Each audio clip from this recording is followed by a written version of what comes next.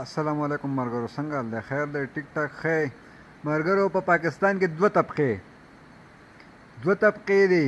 که دا طبقې چېرته جوړې شوې او دوی انصاف ورکو نو په خدای باور وکړئ چې پاکستان به ترقي کوي. هغه کمې دوه طبقې دي، هغه عدالت او نیوټرل.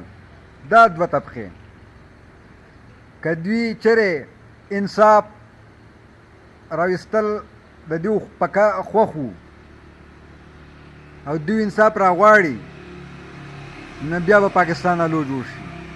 که نه، که دوی نه غواړي که نه، نو قسم په الله به چې هېڅ هم نه کېږي. هسې احتجاجونه به کوئ، هسې به دغه کوئ، هېڅ هم نه کېږي. نو درخواست دی دوی ته چې نیوټرل او عدالتي نظام دا دواړه دې صحیح کړی شي. قسم دی چې پاکستان څنګه ترقي نه کوي او د پاکستان د غله څنګه نه ختم